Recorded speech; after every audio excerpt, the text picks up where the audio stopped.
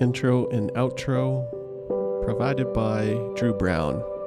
The albums of Hymns for the Architect. Welcome to Sunday, December 10th, the second week of Advent. We'll follow the themes of Advent for this Sunday, and the theme is joy. Joy from the margins holds imagination for a wider liberation. Friends, welcome to this podcast transcript of a newsletter.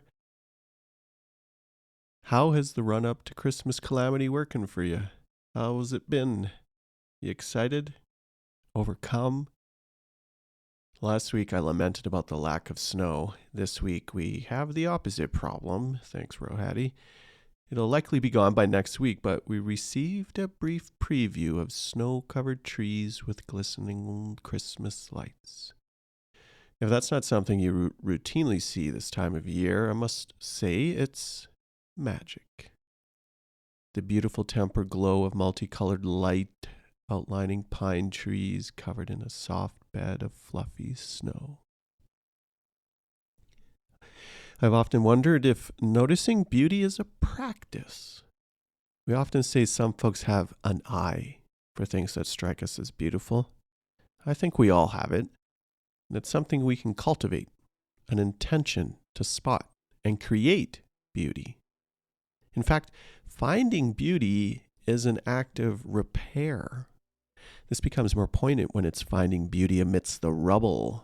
For example, my partner has been sharing Palestinian artists and creators on socials during this time of upheaval.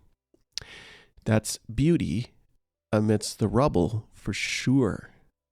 A repair of brokenness in our midst, cultivated to pose as a form of resistance. So beauty and joy are connected. One follows the other. How so? If you've been a subscriber or a listener for a while, you might recall previous newsletter reflections on the subject of beauty and joy. Last New Year's Day, I had a mini revelation of sorts. I noted how my past few New Year's resolutions, unbeknownst to me, were the same. They simply read, more joy. On one hand, that sounds depressing, but on the other, I've simply had the same hope year over year.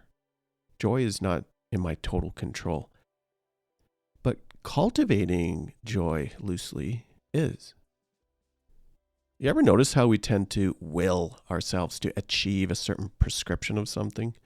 This particular recipe becomes evident when it comes to things like self-care or mental health, especially the social media variety. Follow the formula, reap the benefits. This thought might be influenced by the slew of Instagram commercials that keep popping up in my feed right now, promising X amount of returns for Y amount of work. It produces manufactured results. And when it comes to joy, a manufactured joy that winds up being fleeting. This year, I'll be adding the same reflection to my annual resolution, more joy. But rather than thinking of joy as a space to achieve or a practice to fake it till I make it, I want to reach beyond. And honestly, how would I know I've got enough joy? Is there a meter somewhere? Is it based on how others perceive me? How many selfie smiles I post? I'm curious on how to cultivate intentional rhythms to cut through broken things. Note, I'm using the idea of brokenness as the antonym to joy. The thesaurus, which is the writer's best friend, suggests depression, sadness, misery are the suitable opposites of joy. But I'm not thinking of a state of mind. Rather, I'm thinking of a renewed way of being. I want a joy that is transcendent, something that extends past the range and limits of how we typically measure joy. In this way, perhaps the pathway to joy rolls through finding and creating those beautiful things amidst brokenness.